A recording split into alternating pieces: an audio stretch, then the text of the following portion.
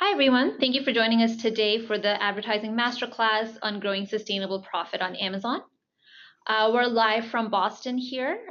We'd love to know where you're dialing in from as well. So drop us a note in the question box. Let us know where you're calling in from today. And we're really excited you could join us. We have an exciting array of speakers for you. So my name is Gari. I'm the manager of product education here at Takeometrics. If you've been in our product or been in our help center, you might have seen my name floating around there. I'm really excited you could join us today. We're excited to share the information we have. So I'm in the room with a couple of my teammates here. I have Pat and Charles. Pat? Hey everyone, I'm account executive here at Takeometrics and excited for you guys to join us. Hi, I'm Charles. I'm the Frenchie of the team right here. I work on the expert support team, so if you face any issue, you probably already chatted with me using the expert chat in Takeometrics Sponsored Product Optimizer. For all of you, just welcome and enjoy the webinar. All right, perfect. And then we are also really excited and lucky to have a couple of guest speakers on the webinar with us today. So we have Rob Hahn, who's the COO at Whitebox, who's on the line along with his colleague, Drew. Rob, you want to introduce yourself? Absolutely. Thanks for letting us join. My name is Rob Hahn, and like I said, I'm the COO currently at Whitebox. I actually just joined a few months ago, about 2.5 months ago. And before that, I spent 8 years actually at Amazon. So I did most of my time in operations. I did a few projects on retail, but I spent so far really a lot of my career in learning and watching Amazon grow. So I joined at a really cool time that allowed really at the beginning of the massive growth. So joined in 2010 and saw just Amazon really take off after that and become what it is today. So I just left, wanted to join a small company that is growing really super fast. So I'm really excited to be part of the Whitebox team. And once again, thanks for letting me join. I also asked Drew Kramer, who is our Vice President of Advertising and Business Analytics here at Whitebox. He's got a ton of experience doing advertising in general, but also specifically, he runs for our clients what we do at Whitebox, essentially, from the manufacturer door to the really building that e-commerce presence and getting it to the customer door. He does a ton with our clients, so he'll be able to give some depth on our strategies and be able to answer some questions potentially as well. Perfect. Yeah, we have a lot of information in the room today, guys, so I encourage you to submit questions. We have a Q&A section at the end, but you definitely don't have to wait until then, so keep your questions coming. We have some of our teammates online answering those questions as they come in, and we'll be trying to address as many of them live as possible as well. So if any questions you've ever had about sponsored products advertising or your Amazon business in general, today's the day to ask it, so feel free to drop in a question at any time. Charles also dropped a link into the chat box for our expert services page. So if you're interested in more about the services that Whitebox offers and think they might be a good partner for you, definitely submit that form and someone from our team will be in touch with you. Perfect. So the goal with today's webinar is to help you get closer to profitability. So we're going to show you how to use the right campaign structure to achieve this, and then what techniques to implement as well. So there's a lot of information out there, a lot of schools of thought. So we'll try to give you all of the possible answers and some of our best practices as well. So you get one step closer to profitability. So right off the bat, I'm going to take us to our first poll. And this is just for us to get an idea for what kind of background information everyone has and how familiar people are with how our webinar works and the content we've shared. So I'm going to launch this poll now on whether or not you've attended a Takeometrics webinar before, and encourage you to take this poll. And then if you haven't, Charles just dropped a link to our previous webinar recordings. So I encourage you to go view those as well. And just for everyone listening, we will be sharing a recording of this webinar as well after it's done, so probably later this week, early next week. So we will be sharing a recording of this, so don't worry too much about having to write everything down or take notes. The recording will be going out for you. So it looks like most of you voted. I'm going to go ahead and close out that poll. And it looks like most of you haven't heard of Takeometrics webinars before, so welcome to your very first one. We're excited to have you. And if you've been on our webinars before, welcome back. You're old hat at this, you know how this goes, so shoot in those questions, ask away, and we'll get started. Perfect. So our agenda for today, after this slide, I promise I'll stop talking and let someone else speak. But our agenda for today is we're going to show you why initial investment is important to trigger that flywheel. We're going to go through the right structure for getting the most out of that investment, figuring out the right campaign objective for you, and then what metrics you should focus on. In addition to that, we'll also have a Q&A portion at the end and a little takeaway section as well when we summarize everything we've discussed today. So definitely stick around for the Q&A. Definitely submit your questions right now as well. All right, Pat, why is your initial investment important? Yeah, thanks, Gary. So obviously, everyone is looking to achieve, profit that is sustainable over time, but it doesn't happen overnight. And that's why, your initial investment, whether it be today or when you start advertising, is going to allow you to achieve that profitable growth at a later time. So when you're starting off with advertising, whether it be, launching a new product, simply a new campaign, you have to treat the initial phase as an investment. It's going to be difficult to start advertising right away and grow rapidly without, an initial aggressive approach.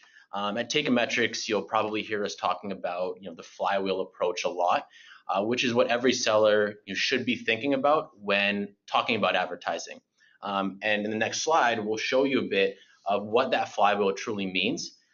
The more traffic you can drive, in the initial investment phase is going to allow you to have more traffic and more sales that you're going to achieve. Now, those incremental sales that you can obtain, they're improving your sales rank.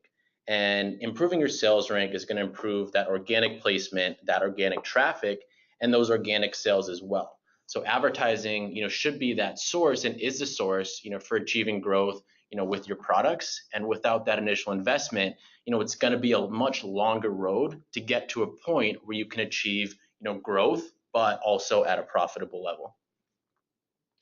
Yeah, and Charles, I think you had a really good metaphor for how this works, right? Yes, what I want to keep in mind is that it's very difficult to get apples without an apple tree. And it's exactly the same thing here with sponsored products. You need to plant your seeds, you need to water them, take care of your growing plants, and once you have a fully grown apple tree, then you'll be able to enjoy your apples. It's the exact same idea right here, and that's actually why we put that nice little growing plant on the left. Yeah, no plant's going to grow overnight, so it requires some initial investment. That's going to be the hardest time. As someone who has frequently killed many plants as she's trying to grow, it requires some patience and making sure you're taking the right steps at the right time.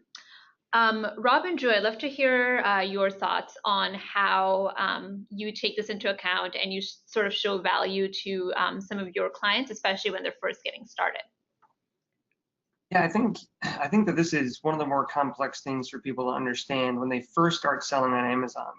A lot of the clients we've worked with, there's a transition. Like many of them have either, never done any type of sales or really establishing presence for the first time. We talked to a lot though that have done, more retail. So they were selling in, Target, for example. Okay. And making that shift in understanding and how important it is. Higher rank is not something that's just nice to have. It's critical for growing, like for hyper growth for a brand. Like that rank is impacted by a crazy number of things. One of those is, it could be clicks, it's number of reviews, there's 1,000 things that go into that rank, and sales beget sales on Amazon. So if you think in Target, a lot of, like if you've done that before, like you pay for either space or, aisle placement, like that is not the Amazon world. Like the way that you get that higher rank and get that product placement, if you will, is through this initial investment.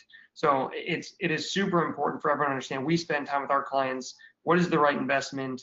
How long do we, like, it's really tough to answer. It's extremely variable for every different product and how to achieve that higher rank.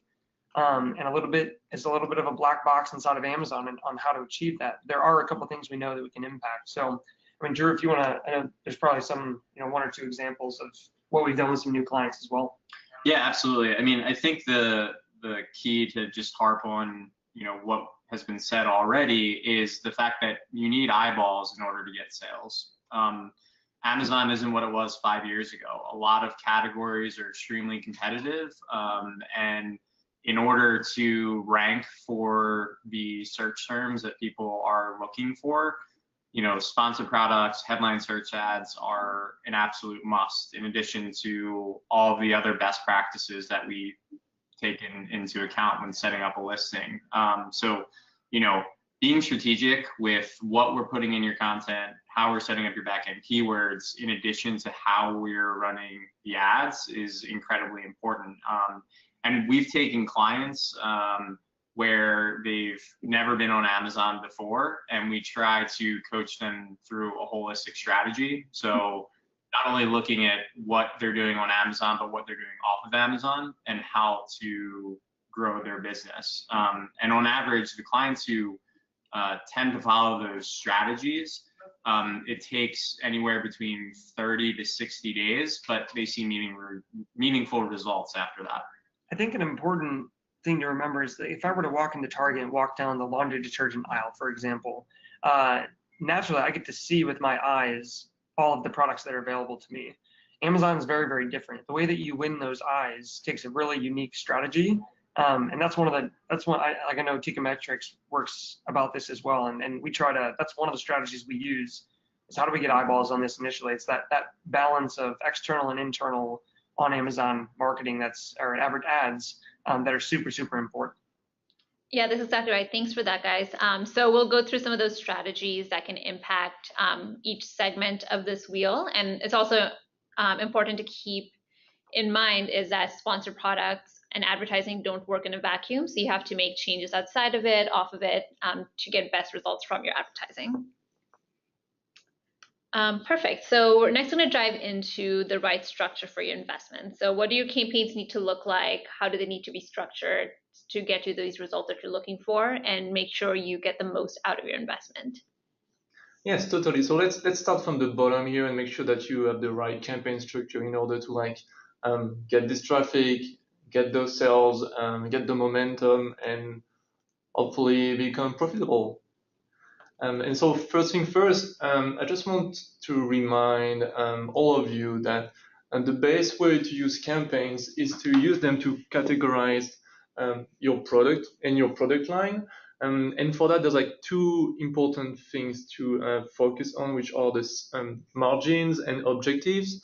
So when you put your product in a campaign, we want to make sure that you have the same margins and the same objectives for those products. Then you can put them all in the same campaigns. Of course, use a campaign name that makes sense to you and that is the process to recognize which products are present in which campaign. And an additional point right there is if you have if your product margins vary per category, then we highly recommend creating separate campaigns with separate budgets and spend thresholds. But I think that Rob, you had something to say about campaign creation and the different product type, because it's extremely tricky and it's a very strategic to make sure that you organize and categorize your products with those campaigns. Yeah, I think that definitely one of our strategies is, and I'm going to say this a few times on a couple different categories here that we're talking about, but it is super important for us to understand how different categories require different strategies. One of the things we do with ad groups is we attempt as frequently as we can to have a 1-to-1 ratio of keywords to make sure that we are we're putting the right amount of money to the right keywords. So I'm gonna let Drew jump in here a little bit and talk about our specific strategy and how we balance some of it. I know you guys are gonna talk about auto and manual, but some of our initial setup in ad groups is super important as well. Yeah, so I think it's super important to be as granular as possible when setting up your ad group in relation to your keywords. So when possible, we actually try to keep a 1-to-1 ratio between what SKU we're advertising and the keywords within that SKU, whether we do that within a campaign or an ad group. Obviously, if you have a product line where you have varying products, and even down to a color variation, when bidding on different keywords, you can see vastly different conversion rates. And to bid as optimally as possible, and really to leverage Takeometrics in the most optimal way, setting up your ad groups as granularly as possible is really a key to success. And it's a mistake we see pretty frequently as we onboard clients, whether they were running accounts themselves or someone was running them for them, not getting as granular as they should in the setup process. That's a really good point, Drew. It doesn't hurt to be more granular rather than less, especially if you have a product like apparel or maybe shoes where the variations can really add up. I think that's really helpful. And we have a question here from one of our listeners, Amir, who's asking if you have a couple of products, similar margins and objectives in the same campaign, but after a while, the objectives are not similar anymore. How do you separate them and keep the history? Do you have any thoughts about that? About, maybe you launched two products at the same time, one's just outperforming the other. How do you go about strategizing? Yeah, I think depending on how the campaign is set up. So if you set up those products within varying ad groups, then you can actually look at the performance within the ad groups and just break them out into new campaigns and segment your budget that way.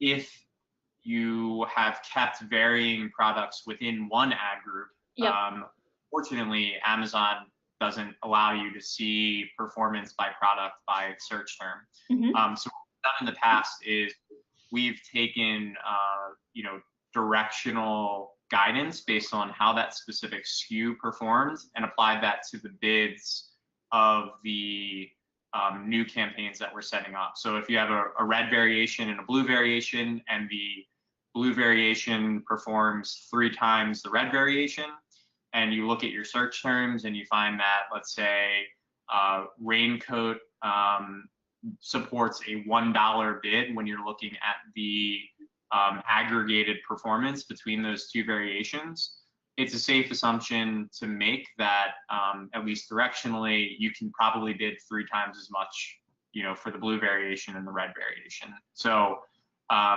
you're kind of missing that data link that you need. So you have to go off of some directional guidance to make, to set up the new campaigns. Yeah, that's a good point. In my experience, retaining the product that's performing better and then moving out the one that's maybe underperforming is the strategy I would suggest, because you do want to try and hold on to that campaign history as much as possible. And that's the reason why, it's extremely important at first to take the time to structure your campaign properly, following what we're explaining you right here with those slides. Again, use your campaigns to categorize your different product or product line, and use the ad groups to really differentiate the different product variations. It's really important to make that work at first. So just like the questions we got, if you realize that one product is outperforming the other one, then you can move them to different campaigns. Once everything is well divided, it's easier to manage them. Perfect. And the way to do that is this mirror structure that we kind of talked about. Yes, exactly. That's one of the most important best practices we have here at Takeometrics. It relies on the explore exploit strategy that we push. What we recommend is really to use that automatic and manual campaign that mirror each other. So basically, once you follow our guideline that we just shared with you in order to create your automatic campaign, we want to make sure that you create the exact same campaign, but manual. So same names, same ad groups, same SKUs in those different ad groups. They perfectly mirror each other, and you will use the automatic campaign in order to harvest a lot of data. Look for the search term that actually, based on your own performance, your own data, find the search terms that actually work for you, convert for you, and then move those search terms as new keywords in your corresponding manual campaigns. And this way, you're bidding on the right keywords, and you can keep pushing this momentum and move towards being profitable. Perfect. And this one's kind of an, oh, go ahead. Sorry, Go ahead. really quickly. Yeah. Things that we're creating auto or manual campaigns. Amazon's algorithm, even with all of the data, I think it's really important. We talk a lot with clients. We work with them on Amazon has all the data, all these products, but it's an algorithm, and it's always going to have its, its limitations. So it's one of the things that we do is at Whitebox, we have some proprietary software that identifies, what kind of keywords that we end up using, what are the right type of search terms that make sense. So about 80% of it, we can use Amazon. 20% of it is, humanized, but also utilizing information to feed us, in something that is not just Amazon's algorithm. And I think that actually works really well for us to understand specifically if it's a newer type of product or even a newer type of category. Okay. As like terms, something super important to remember that the algorithm, although great, has its limitations. Yeah, that's a good point. It is going to be that human intervention, human assistance along the way somewhere, and you need to use some of your experience or someone else's experience, that you can hear about and use that to strategize. And then going back to campaign structure, this is kind of a little thing, right, Charles? The campaign name. Just a little thing. I mean, make it easy for you to remember where you put your different SKUs and products. So make sure that your campaign names and ad group names reflect what's present in your campaigns. Yep. And just make the process easier. You can use a product line, targeting type in the name of the campaign. So just like we give an example here, it's about the winter boots. Okay. You can also add the targeting type of the campaign. So it's winter boots auto, then growth because that's your objective, and then use the different ad groups again to differentiate. Like here, the different colors of your winter boots, so black, brown, and gray. I know it might sound like very simple like this, but it's actually really important. It will help you down the road. Yeah, your campaign name should give you at least 3 pieces of information here. You could add more in there as well.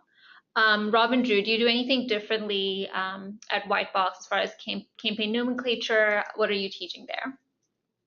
Yeah, no, that's exactly how we structure the campaigns, and the efficiencies that are created by taking metrics and how we use the software with our own campaign setup. It's a necessity to do this. The other thing that I would say, the Whitebox model is slightly different in that we not only will run other client seller accounts, but we typically run their SKUs within our own Whitebox account based on opportunities that we have. So, campaign nomenclature is, a must when you're running 60 or 70 clients at any given time. Yeah, to retain some sanity there. Absolutely. Perfect. And then last but not least, the budget. This is something that we get a lot of questions about. Charles, you're on our chat all day. Yes, as an expert support specialist, I often get questions like, I don't understand, I'm spending way over what I wanted to spend this month, or way under what I was expecting to spend. Yep. Why? It's because you need to build your budget one step at a time. First of all, what's your business capacity? And so then you can understand what you can spend on sponsored product ads every month. So if we give you an example here. Let's say you can spend $3,000 in 30 days. Then that means that you can spend $100 a day. And that's when you move towards campaigns. And depending on the different objectives you have for the different campaigns and products within those campaigns, then you can divide your daily budgets per campaign. Maybe I think Rob had something actually to add on top of that. Yeah. Go ahead, Rob. Yeah, one of the things that is important when you're looking at budget. So we essentially look at, we've got a variety of SKUs. We have tons of clients ranging from, very, very small and establishing a presence for the first, or ones with, hundreds of reviews or thousands of reviews in some of our products. Something important for us from a budget standpoint, the way that we talk to our clients a lot is that a lot of people want to, take their best SKUs and take home that investment. One of the things that we want to look at it, we like across our categories and across our SKUs, we want to use the winnings, if you will, from our best SKUs and profit from our best SKUs to fuel the rest of our business. Maybe we need to go back and look at an external strategy for a couple of our SKUs. Maybe we need to reduce investment there because it's not catching an increase where it is. I think the way to look at this is it's got to be variable, and you can't just set it and forget it. That's why there's so many tools, that are being generated, and companies like ours to be able to help clients navigate that, because it requires constant attention. But it's crucial to reinvest, to make sure you're either not overspending in somewhere where it's starting to catch traction and make that transition, or you're underspending in another area. So you got to look at this as, an over-encompassing. Don't freak out if you have to overspend in one category. If you're you have an extremely effective product over here. So we reinvest from great campaigns into other campaigns to continue to grow them as well. It's a different way of looking at it. I think online is a great way because we have so much data. We can get it down very granular to the SKU level and make the right investments. Yeah, I think that's a really good point to make, is that you can reinvest your own budget. So if you're working with, say, $1,000 a month, you can just keep reallocating that $1,000 to where it needs to go. It doesn't always mean bumping up your marketing spend, because especially for sellers who are just getting started, who maybe don't have the capital to keep adding on, it could just be a matter of making sure you're distributing your budget correctly, if not adding to it. Perfect. So that brings us into our next poll question. So we just want to know how you're currently managing your sponsored product campaigns. So I'm going to launch that poll. Here we go. So we'd love to hear from you on how you're doing it, whether you're doing it yourself in Seller Central, whether you're in that Amazon program, whether you have an agency partner such as Whitebox or anyone else, for using software like Techometrics. And through the next section, we're going to walk you through coming up with your campaign objectives and how to take actions to get closer to those objectives. So we'll be addressing some actions you can take in our software if you're our user, and then giving you other steps to take as well. So I'm going to let that stay up for a couple more seconds here. Right, looks like most of you've voted. So most of you are in Seller Central managing it yourself, or your team is, and then some of you, next closest one is software. So this is not uncommon. Most people still are in Seller Central managing it. So we're going to show you some actions you can take in there. I see a couple of questions coming in around details on Amazon's reporting and how to use those. While we won't be diving too much into specific reports on today's webinar, the link we shared earlier has a history of recordings where we do dive specifically into Amazon reporting. So I definitely encourage you to go back and view some of those. But we will be giving you action items you can be taking within Seller Central or within our product today. Great, so let's dive into campaign objectives.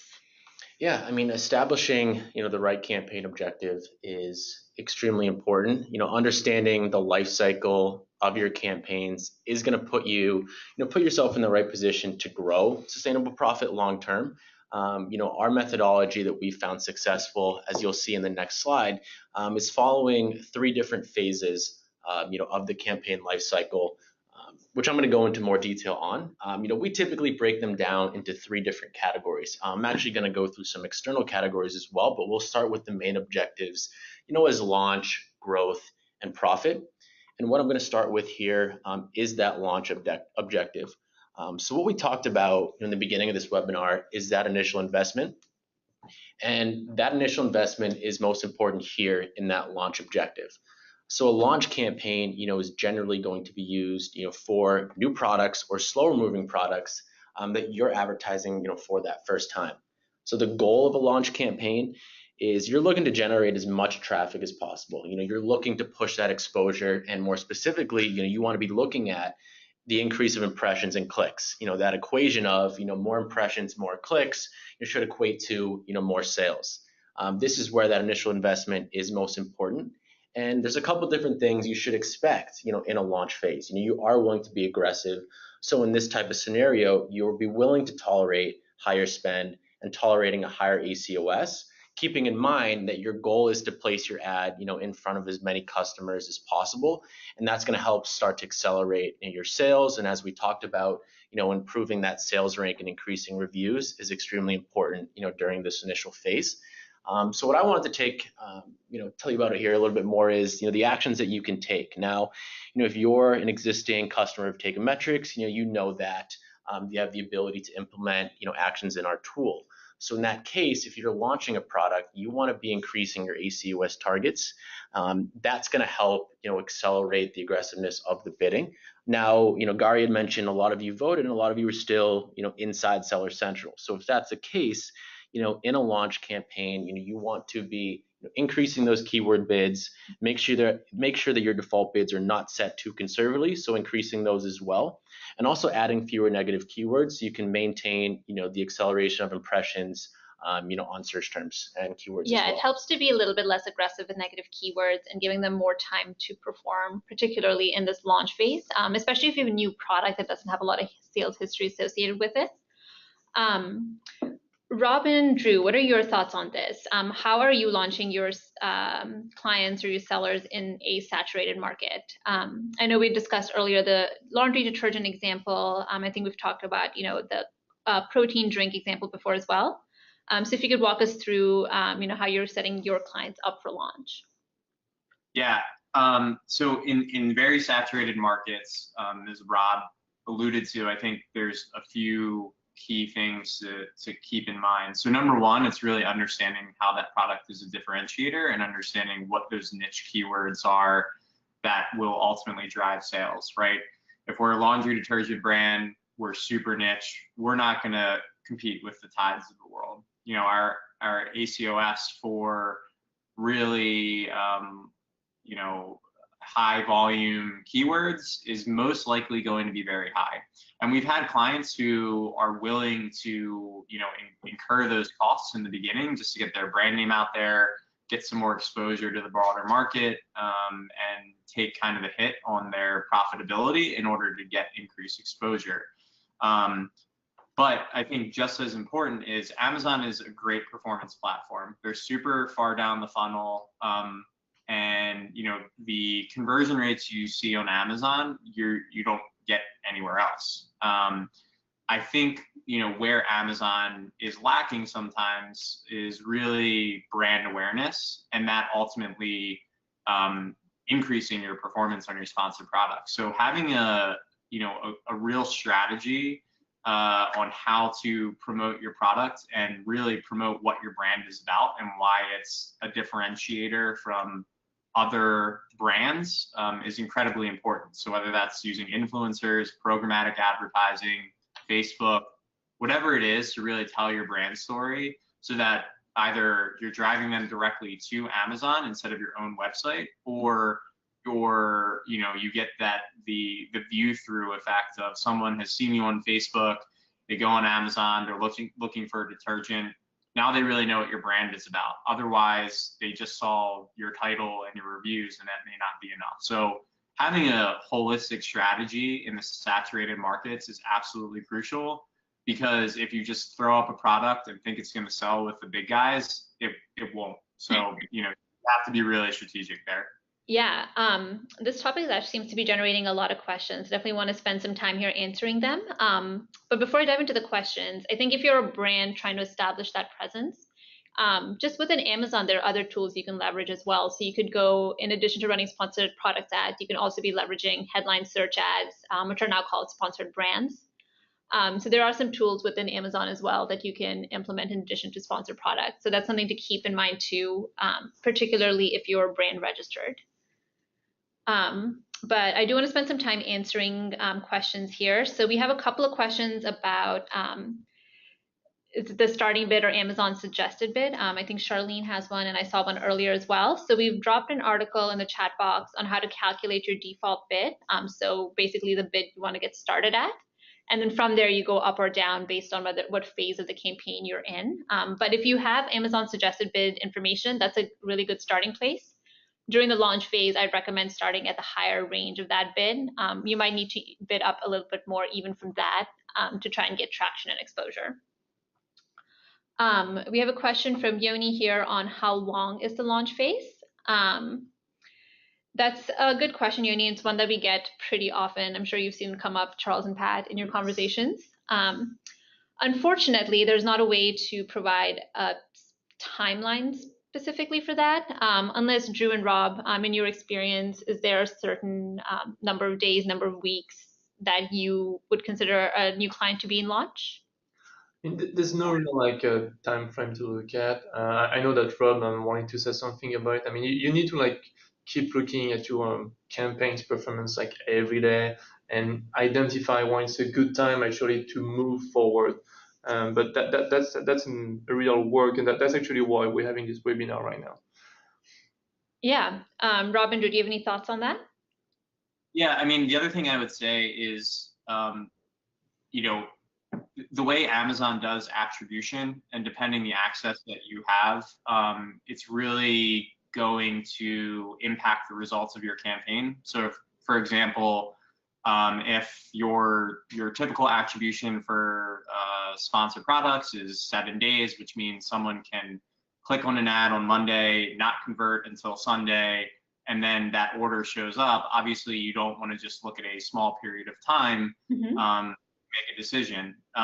Even further, Amazon offers beta programs to specific seller accounts. So Whitebox has access to off Amazon marketing through sponsored products, which means that your ads could show up on CNN.com and be back to your sponsored product listing. The attribution window for those is 30 days. So, you know, the initial launch phase, if you want to just get to a baseline of where, you know, you think your orders are going to net out, it's at least 30 days. And then, you know, like everyone said, it's really dependent on your product and, you know, making sure that you're using statistical significance in adjusting your campaigns and figuring out what that sweet spot is. And because the competitive landscape is always changing, and because, you know, new products are popping up every day, it's a constant battle to be in a good place on sponsored products, and it requires constant management.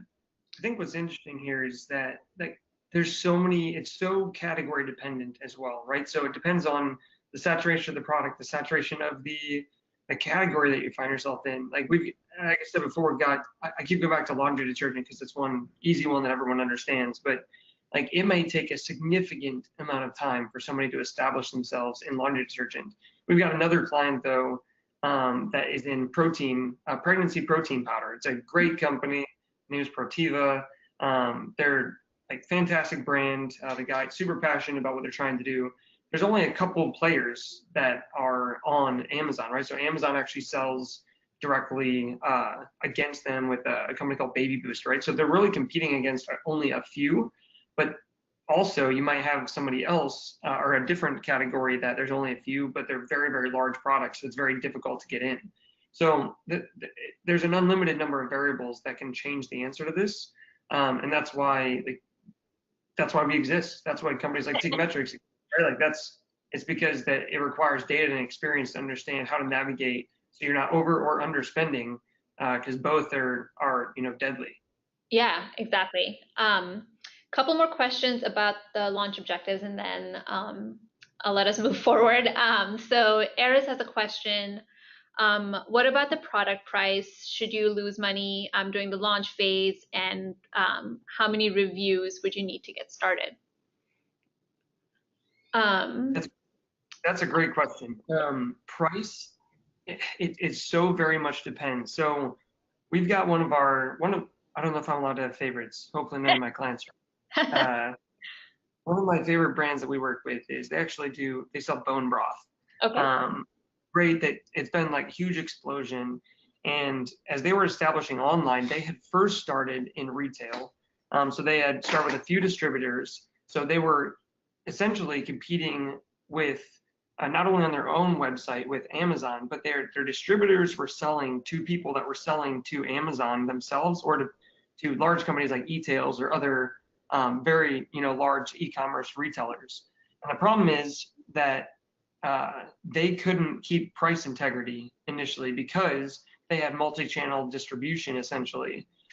So I think first, to answer that question well, it depends on, and truthfully, if you have other resellers that are going to compete with you on price. Because you can't just choose not to fight in a battle that you're in, and you just can't keep your price high while other people are underbidding because they're buying from your distributors that you're selling to at a lower price that require lower margin. So it really depends. If it's just you, if you're pregnancy powder, for example, they have no resellers. So Protiva's got no resellers. They have complete price control, but their initial price was a few dollars too high. We started high, we wanted to start there. Mm-hmm. It's very difficult in most scenarios to raise the price without affecting sales. Yep. But it's relatively easy to drop it, to run a sell, to run, hey, buy two, get 10% off, all these tools that exist in Amazon. So it really depends on the environment you find yourself. How many resellers? Are you the only one? Do you use distributors? To answer that question, you really need to have a lot of information. Yeah, that's a really good point. And once again, there are tools you could be leveraging on Amazon outside of sponsored products that all feed into sponsored products. So whether it's pricing, whether it's those reviews, whether it's promotions, you just want to drive conversions as much as possible. So all parts of your Amazon business, sponsored or organic, are benefiting from it. And then the last launch question, and I promise I'll let us move on, guys. June has this question. I saw someone else ask it earlier as well. When you're launching a new product, do you want to add it to an existing campaign, or is it better to set up a separate campaign? Pat and Charles, what do you think? Yeah, I mean, so for like a brand new product, like it's usually like better to like start a new campaign simply because like if you've been running that first campaign where you already have your products in there for like a little while, you definitely want to be as aggressive as possible when you're launching a new product. So it's definitely better to create a separate campaigns at that time.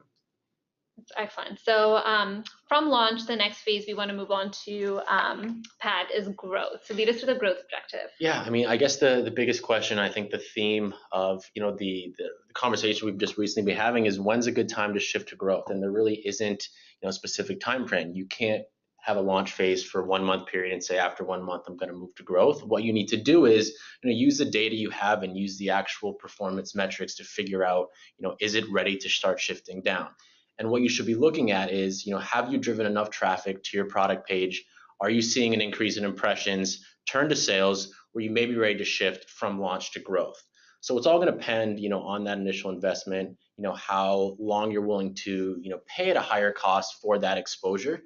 The longer you can sustain a launch period, the more you're going to accelerate, that awareness of your product and hopefully that sales velocity. So it's all about, generating the sales volume, which is going to lead to that improvement. And we keep repeating ourselves, in that sales rank. So with the growth phase, what you want to do is start slowly scaling back your ACOS, primarily focusing on sales velocity and that top line revenue. And action items that you typically should be taking, if you're a Takeometrics customer, you want to be lowering that ACOS target, but you want to do it gradually.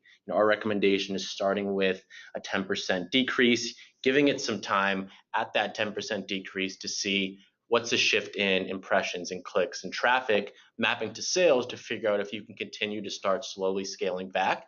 And if you are a seller who is manually taking this type of work, you would be decreasing bids manually in Seller Central and using some type of 10% baseline of in that decrease. Yeah, so you want to decrease it by that much each time, and then maybe you reevaluate. I would say every if you're doing it manually, every few days. If you're changing ACOS targets, I would say every couple of weeks.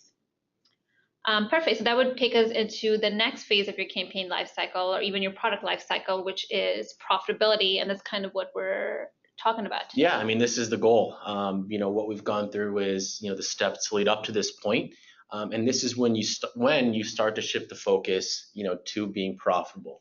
As we mentioned, in order to do this, you need to make sure that the sales are sustainable. You're seeing that increase because of the exposure and the impressions that you've been able to generate in those first two objectives should lead you to this path. Once you've reached that sales volume and sales rank that you've been looking for, this is when you can start to shift to that profitability approach. The increases in traffic, the acceleration in sales in the launch and the growth phase, will have improved your product so much to a point where you can start to maintain, as I mentioned, that sales velocity at an efficient ACOS. what you're looking to do here is make sure your ACOS is at your margin for a break even, but for profitability, making sure that ACOS is below your margin as a percentage there. And, following along the theme of action items, if you're taking metrics customer again, lower that ACOS target to be below your margin. If you were doing things manually, you want to be, making sure you are lowering your bids in Seller Central and aiming for a low cost per click while making sure that you can maintain those sales, that sales velocity as well. Exactly. And then we have a couple of objectives that are, well, this one's kind of towards the end of a product life cycle. Not every product would end up getting liquidated. So these two additional objectives. So liquidation pad, what is the strategy there? Yeah, I mean, with liquidation, establishing when, you would liquidate a product, it could be an investment where you've seen an incredible amount of competition. It's not sustainable to pay for advertising. The ACOS is just extremely high. It may, be an investment that was potentially a poor choice where you're looking to just ramp that spend, try to get as much sales as you can to not have to worry about storage fees from Amazon, and also get as much capital back as you can to start investing that in your products and campaigns that are performing well. So the steps that you would want to take here if you are taking the route of liquidation would be being extremely aggressive in advertising, similar to a launch objective. You want to be setting very aggressive ACOS targets in Takeometrics, or if you're doing this manually, increasing your bids significantly, because what this is going to do is accelerate that traffic and try to get as many sales as you can for a product that may have not been the best investment. Perfect. And then the last objective, and this is one that we have seen a lot of sellers inquiring about recently, so we included it as its own separate objective, which is what do you do when you are at risk of stock out or you have stocked out? How does that affect your campaigns, and what are the steps to take there? Yeah, you want to be, when you're going through these steps and starting with advertising, and taking that initial investment in an aggressive approach, you want to make sure you have, the inventory to do so. The worst thing that can happen, when selling on Amazon is stocking out for an extended period of time. Every single day you're out of stock, you're losing that momentum that you've gained. Your sales rank is dropping. And if you're unfortunately out of stock for a period of time, once you come back in stock, you can't just pick up where you left off. You have to take a step back, assess where your sales rank has potentially dropped to, and you have to treat it as if you're going back to a growth or a launch phase. What that's going to mean is taking a more of an aggressive approach and getting yourself back to a level that is sustainable, where you can't just jump right in and say, I can still be at a very, very, efficient method, because that's not going to happen, because your product is now deemed, significantly different from what it was when you were in stock. Rob, we had a conversation earlier around this, particularly with the option of pre-ordering. How are you recommending to your clients that they handle stockouts? I know in some cases, their inventory levels, you have that insight. So how are you going about in a scenario of a stockout? Yeah, so Amazon, something important to know about Amazon, it's a great difference over, some physical retail spaces. Amazon allows pre-orders. So there's different categories that probably many people that are on here are familiar with, through reserved statuses. Amazon, when they know, so essentially physically how this works is when it arrives at a fulfillment center, Amazon has an extensive cross-dock network that distributes, your product all around the United States. Mm-hmm. They've got a few large ones, one in Chicago, one big one going in Memphis, Tennessee right now. They've got one in Charlotte. They've got one in Pennsylvania, etc. Those split to fulfillment centers and, trucks along the way. Amazon knows approximately how long it generally takes from, to get from one of those cross docks into a bin at a fulfillment center. Essentially, that makes it fulfillable. As a result, they can start creating pre-orders. So your awareness of when and if they're allowing pre-orders of your product, if there's any other resellers, you gotta be really careful about this. But if they're doing pre-orders, then it's a lot less impactful to, pause. In those scenarios, it doesn't do as much damage by driving people to your, it can be really cheap in some scenarios to drive people to your listing and they can still do a pre-order. Mm-hmm. But if they're not allowing a pre-order, or you've got a reseller that's, beating you on price, in many of these scenarios, you don't want to do the legwork for them. So you got to be just really cognizant of if it is allowing pre-order or not. If it is, then maybe you don't pause it. If it's not, then I would suggest doing, what you guys have outlined here. Yep, that's a really good distinction to make, especially as I think pre-orders become available to more sellers, is to keep that in mind. It's better to keep your ads running and get those orders for the future rather than risk losing those potential conversions. Perfect. That brings us to our last poll question for today, which will set us up for our next section on metrics.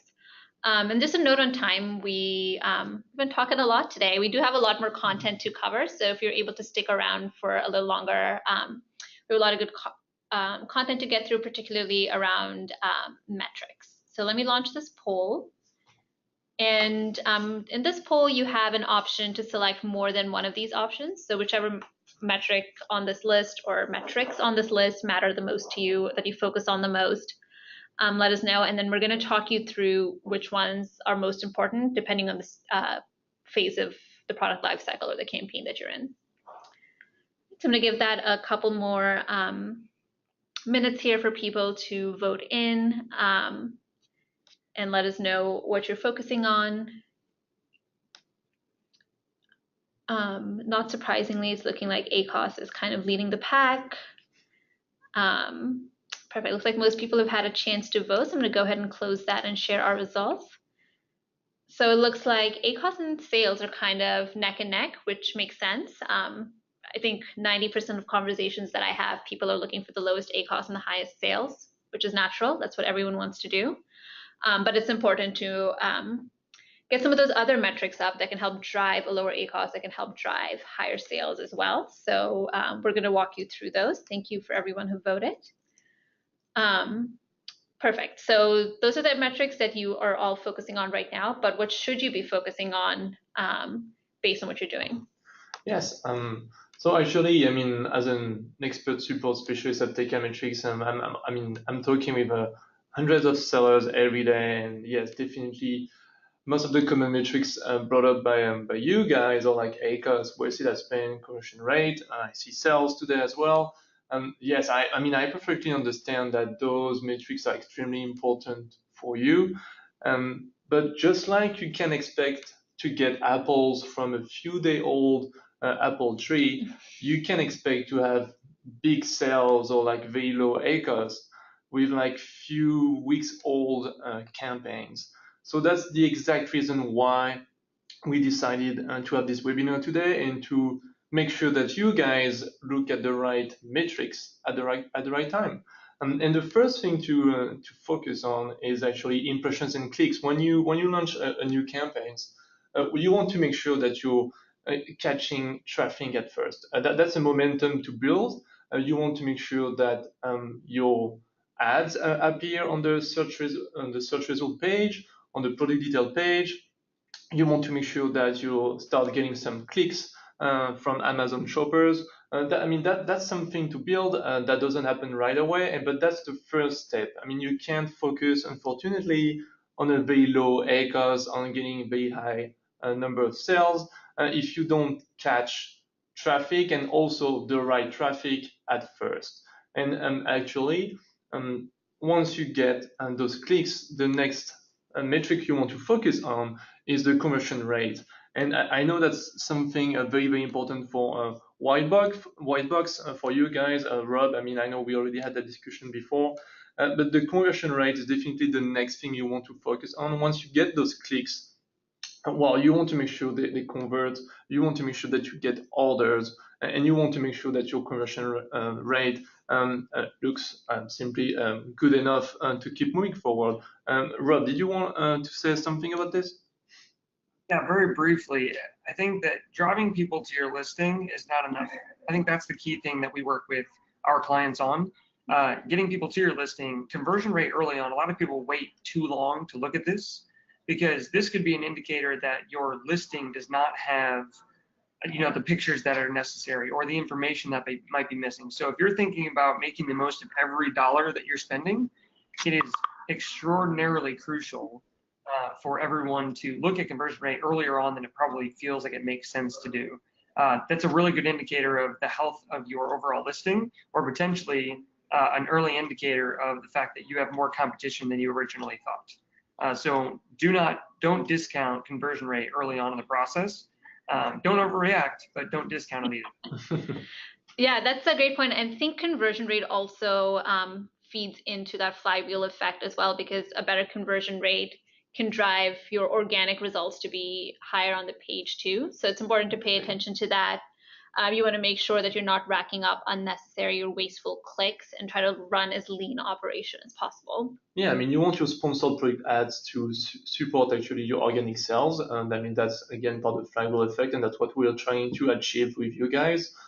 So if we move forward, I mean, just a quick slide right here, simply to remind that, yeah, so we need to focus actually early on the conversion rates, simply to drive sales to get like more and more orders.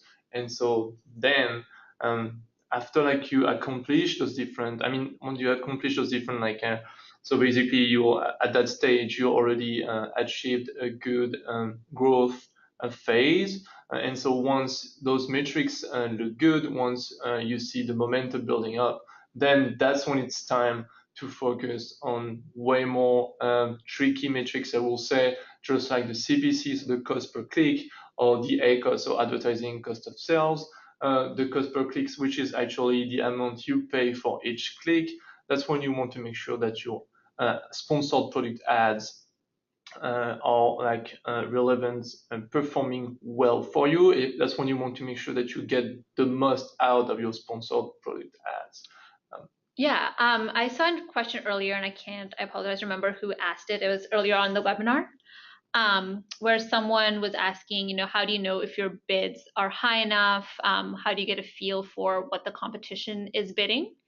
And I think CPC, if you have this information, your cost per click, that can be a good indicator for your bids as well. So if you're offering up a 50-cent bid in a saturated market like, say, supplements, then chances are your cost per click is going to be over $1, and a 50-cent bid isn't going to win you any of those auctions. What are your thoughts on that, Rob? Is it important to aim for as low a CPC as possible if you find that other metrics are performing? Like, should you be driving towards a lower CPC? So I'd say there's two things to answer that question. And I think one, I think it's important for people on the call, and this is going to be known information for a lot of people, but for others, I don't think it is the way that Amazon's auction process works is it's a second priced auction. So that means you're only going to pay a penny higher than the next highest bidder. Right. So if you're bidding $4 and the next highest bidder is bidding $4, you only pay $4.01. So I think you have to be strategic in how you set your bids, knowing that very fact, in that you can actually set higher bids but not actually pay that price. The other thing that we like to take into account, because we are an end-to-end solution, we get customer data and we're able to measure the lifetime value of a customer and apply that to the ads that we run. So, within your sponsored products campaign, your ACOS is only going to be representative of that purchase in time. It's not necessarily going to give you a look into, is that person going to be a repeat purchaser? Right. How much the true value of acquiring that customer? So I think it's important to keep that in mind when setting your CPCs and your ACOS, is that even if it looks like you're at a 20% ACOS, if you can predict that user that you've acquired is actually going to spend 3 or 5 or 10x over the course of the year on the product because you acquired them through ads, you can actually afford to bid a higher CPC and set a higher ACOS target. That's a really good point. I don't think it's one that a lot of people look into actively. Is a sponsored product sale might cost you today, but if that person comes back and buys your product organically after that, it's going to pay for itself many times over. So that's kind of the long-term impact. I think we touched on at the very beginning is long-term impacts of that initial investment. So if Charles takes these lovely apples to the market and he spends some time getting new customers, but he has really good quality apples, they're delicious, people want to keep coming back and buying them, that initial investment for him is going to be worthwhile in growing this apple tree and getting the best kind of return on investment out of it. All right. And next, we're going to go into everyone's favorite metric, ACoS. Yeah, the advertising cost of sales. And yeah, so again, I understand it might be painful to her that it's not one of the first metric to focus on, but like later on the road, once you're that close to be profitable and have wonderful sponsored product ads, that's when you want to like really take a close look on your ACoS. What you want to achieve is to get your ACoS lower than your product margin, and that's where you actually know that you are profitable. So that's a very important metric. It can vary. It can vary a lot. Unfortunately, it reacts pretty quickly to many different variations that can occur in your industry. So that's what you always want once you later on the road. That's what is one of the most important metric to keep track of. Just make sure that you get as close as possible to your product margin and hopefully lower than your product margin. Yeah, and taking ACoS almost one step further is it's really better to look at your not just your ACoS, but your ad spend against your total sales, right? That's going to give you a better idea for how far your advertising dollar is taking you. Yes, I mean, again, it's part of the flywheel effect. Why are you like running sponsored product campaigns? It's because you want to support your organic sales. So if you keep comparing your ad sales and your total sales, what you want to see is at a certain point your total sales, and so I mean your organic sales, start increasing faster than your ad sales. And that's when you know you did a great job with your sponsored product ads. Yeah, so it's instead of ACoS, you think of it as your total ACoS, so your ad spend against total sales. So that's an important number to keep in mind as well. Rob and Drew, do you guys have any thoughts on that? Yeah, I mean, I think it's important, to take into account your total sales, because again, it's similar to the lifetime value scenario. When you're looking at your sponsored product campaigns and the metrics that are being reported, you're only looking at the direct correlation between someone clicked on an ad and this is the purchase that they made with it. Mm-hmm. That's necessarily going to give you an indication into what lift you're seeing in your organic sales, because your ads are driving your ranking higher. So it's important to measure your overall sales impact in addition to, just what your sponsored products are doing. Exactly. And that brings us, so we're getting close to wrapping up here. So this brings us into our next slide. So this is for a product that we're going to be launching soon. It's called Takeometrics Flywheel. You've probably heard us use that term today. This is a product we're developing around that. Charles is dropping a link into the chat box so you could sign up for this launch list. While people are signing up, this is also a good opportunity for you to submit your questions. Just in a couple of slides here, we'll open up the floor for Q&A. Rob and Drew, if you guys are able to stick around for a few more minutes, once we open up the floor, that would be great. We can get some lingering questions answered. I'll stay here. Perfect. And then we'd also like to invite everyone on the webinar today who hasn't done it already to start their free trial of SP Optimizer. Charles has dropped another link for that. We'd love to hear from you. Someone from our team will reach out probably in the next day or so to set up some time with you. So definitely sign up for your 30-day trial today using that link. And while you're doing that, we'll go through a quick summary of everything we discussed today. And then after that, it's going to be open Q&A time. All right, so quick summary of what we discussed today. So we started with that initial investment. So that initial investment at the beginning can lead to more profitability in the future. So it is kind of a linear process in that you can't skip the launch phase to get to the growth phase. You can't skip that to get to profitability. You have to go through every single one of those to get to that end goal of profitability. And then we also talked about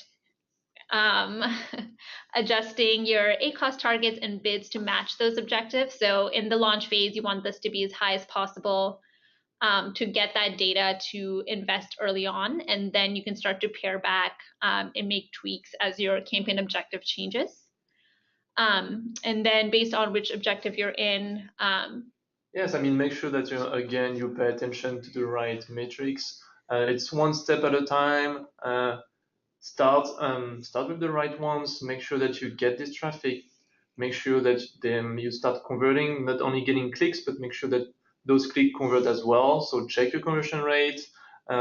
If it's doing well, keep moving forward. If the conversion rate is not looking very good, just like Whitebox said, look at your listing. Make sure that you have the right pictures. Make sure that the description looks good as well. And once you get that momentum, once you start seeing those sales and orders increasing, then it will be time to look at a more sophisticated metrics like the ACoS, the cost per click, etc.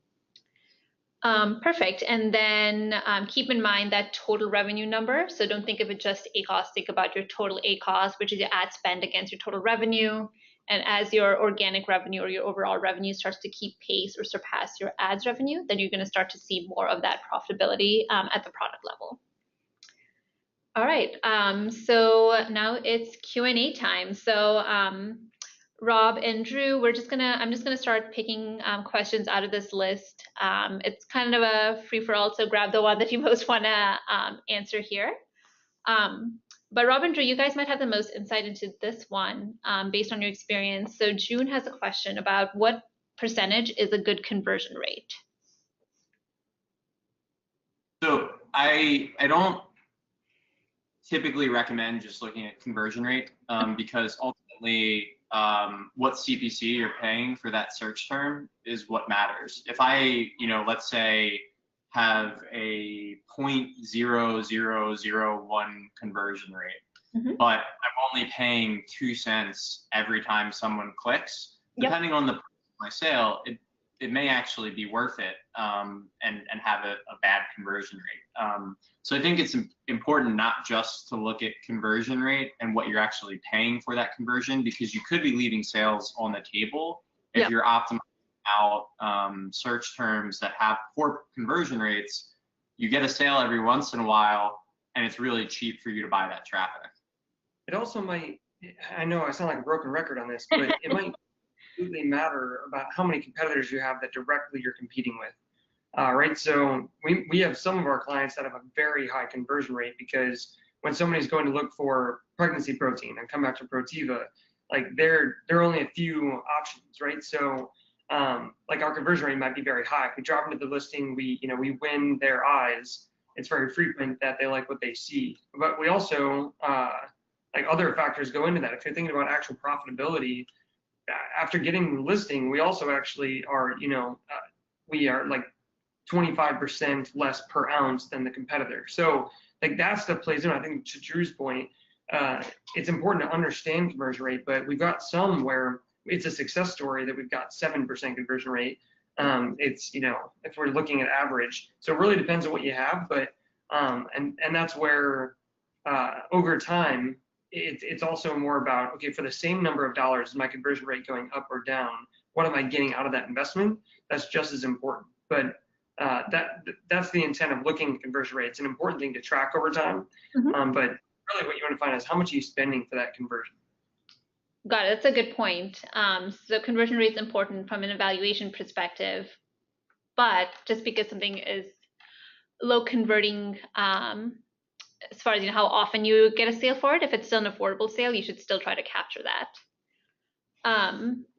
We have a question here from Tsui around what is the best way to liquidate non-selling items? I think this has become a more common concern now that Amazon's leveraging long-term storage fees on a monthly basis rather than biannual.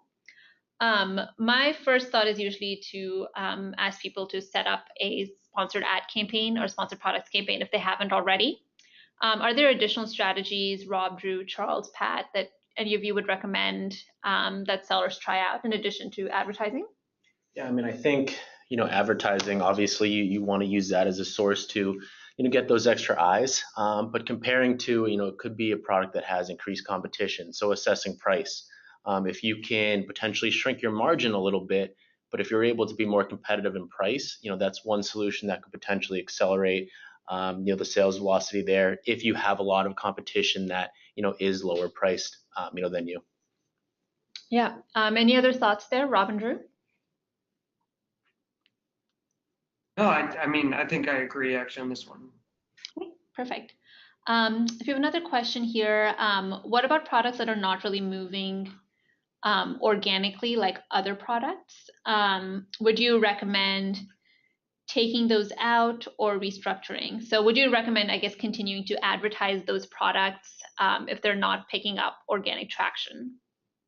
You probably want to like review in more details your sponsored product ads to. You might be, for example, using a bunch of keywords not that are not like underperforming or non-performing, but just not performing well enough. You might want to try maybe to pause those keywords to focus only on the best performing ones. You might want to like increase. If you're using Techametrics, for example, you might want to like be a bit aggressive with bid adjustments. So for that, you want to increase your ACOS targets. Then if you're not using Techametrics, you might want to try to increase your bids a little bit. Why not your ad group default bid if we're talking about manual campaigns? You just need to try to push it a little bit and boost the campaigns that correspond to those products. Give it a try. Make also sure that every single time you get, one Amazon shoppers order your products, make sure that you ask them to post as well a review after they got your product. That's really important. The next Amazon shoppers will stop on your page, will want to know more about your product, and will love to see what other Amazon shoppers think about them. So that's really something important to like push and make sure that are there on your listing ready to help the next Amazon shopper. Yeah, that's a good point. Go ahead. Yeah, so I also want to separate two things, right? So I want to come back to, you can have a great ad strategy that drives people to a page that is suboptimal. Like, this is the best value that that white box word like brings is making the listing look really, really great and driving people to it. So what I would encourage anyone to do on the call, like I'm going to go back to laundry detergent again because it's easy. But if you're driving a lot of people and your conversion rate is super low, for example, or you're getting a lot of clicks and you're getting a lot of views, but it's not actually driving, because the question was if the product is doing well, not necessarily if your ads are doing well. So I want to separate those two things. You can have a very effective ad campaign that drives people to the listing. But I would encourage you to do, and we do this all the time. Like if I'm selling laundry detergent, I want to go to one of Tide's products, and I want to look at the page. Like what does that look like? How many pictures are there? How many words are there? What are those words? Like when I go down to look at comparable products, is everything filled out all the way? So like there's a million small things that you can do to impact. What category is it in? Is it in the correct one? Are the keywords, like there's a million pieces. So before you were to liquidate or give up or look a different direction, it's extremely important to understand the listing health before you were to make too big of an adjustment. That'd be my advice, at least. Yeah, that's a really good point. And listing optimization can be intimidating for a lot of people. I usually suggest starting with your imagery first, because sellers or shoppers can see that as soon as they search for an item and maybe the title, and then go from there. Great question from Amir. Can you use sponsored products to rank up on a specific keyword? So not just driving a product's performance, but making sure you're converting for a particular search. So it's a slightly different strategy. And it's not uncommon that people have, a main keyword that they want to focus on, that they think should drive their sales, one where they want to keep showing up for the searches. How would you implement a strategy like this, Robert, Drew? Yeah, so you can definitely do it. And I think, it goes back to looking just past the campaign performance and looking how you're doing overall. So we have a board game client who sells the majority of their product within a 3-month period during the holiday season. And one of the things that we've coached them on and encouraged them to do is to look at the sales rank and directionally understand how their organic sales are doing. So really trying to own the search terms that have the most volume. And while they may have a higher ACOS for those search terms, ultimately the organic sales that they're getting from being number one in that category far outweigh what they're paying for that traffic. So, I think it's a strategy that makes sense for the right clients. And again, it all depends on your listing. I wouldn't advise doing that if you have a product with no reviews, suboptimal page. Like, being first within any search term isn't going to do anything for you. Yep. You have your whole strategy down before you can do that. That's a really good point. If you're going to get all of this traffic and you want to get all of this traffic, you want them to convert on your page. So definitely, it's not a strategy I would start with, but once you pick up more traction, it's one that you can start implementing for particular searches based on trends you've seen or data that you already have. All right, so I think that's going to wrap us up for today. I know we went a little bit over, so thank you everyone for sticking around. I know there are a lot more questions still coming in, so our team is answering those right now, but we encourage you to reach out to us if there's anything else that we can help you with. We have another webinar coming up. I can't believe it's already about to be Q4, but we have a Q4 Masterclass to prepare you for the holiday season. So I'll be on there again. We'll have some new team members, lots more information to share. So I encourage you to sign up for that. And then if you have any other questions, definitely reach out to us. Thank you so much, Rob and Drew, for sharing all of that information. I know it was really valuable. It was valuable for us, and I'm sure it was valuable to everyone listening as well. Thank you, guys. Thank you for having Thanks, us. guys. Yeah, thanks everyone. Have a great day, and thank you for joining us today. Thank you. Bye-bye.